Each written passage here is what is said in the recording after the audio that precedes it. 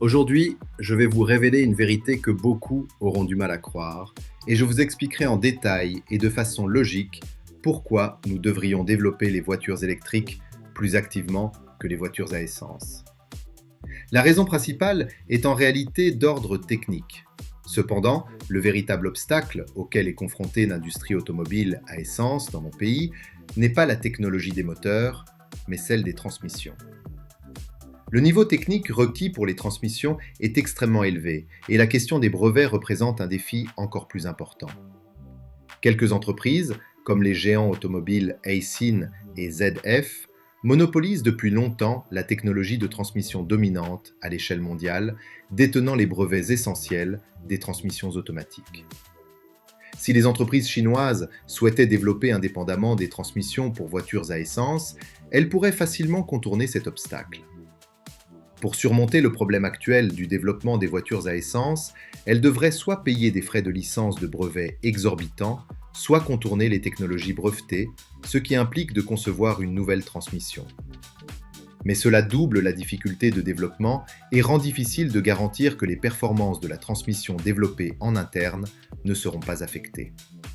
Ainsi, la plupart des constructeurs automobiles chinois à essence utilisent des transmissions importées, tandis que quelques-uns optent pour des transmissions à variation continue, CVT, relativement plus simples, sur les segments des voitures économiques et de milieu de gamme. Dès lors, pourquoi les entreprises japonaises Aisin et allemandes ZF monopolisent-elles le marché des transmissions automatiques, TA, alors que les transmissions à variation continue, CVT, ne sont autorisées que sur les segments des voitures économiques et de milieu de gamme? La réponse est assez simple. Commençons par comprendre le fonctionnement de chaque type de transmission.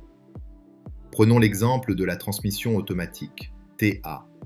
Une TA utilise une combinaison de trains épicycloïdaux et d'un convertisseur de couple.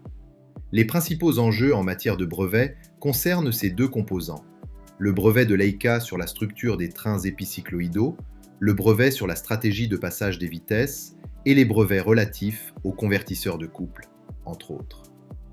Lorsqu'une voiture est en mouvement, la puissance générée par le moteur entre d'abord dans le convertisseur de couple. Le rôle de ce dernier est d'amortir la puissance transmise du moteur à la transmission, évitant ainsi les vibrations lors des changements de vitesse.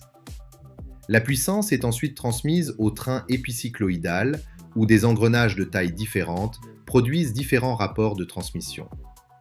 Le coût élevé des transmissions automatiques s'explique principalement par leur structure complexe et leurs exigences de fabrication rigoureuses.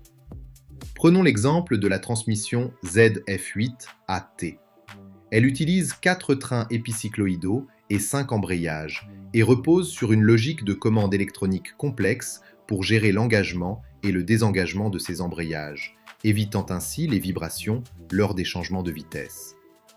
En bref, face à la supériorité des entreprises étrangères en matière de technologie des transmissions automatiques, les constructeurs automobiles nationaux ont naturellement cherché des alternatives et la transmission à variation continue, CVT, s'est imposée comme le choix idéal pour le marché des voitures de taille moyenne à l'époque. Si les CVT permettent de résoudre les problèmes de brevets liés aux transmissions, elles ne corrigent pas leurs faiblesses face aux faibles couples. Bien que cette transmission soit plus économe en carburant en conduite urbaine, elle ne peut être utilisée qu'avec des moteurs de petite cylindrée. De plus, le frottement entre la courroie en acier et les galets coniques engendre un risque de patinage, limitant sa capacité à supporter des couples élevés.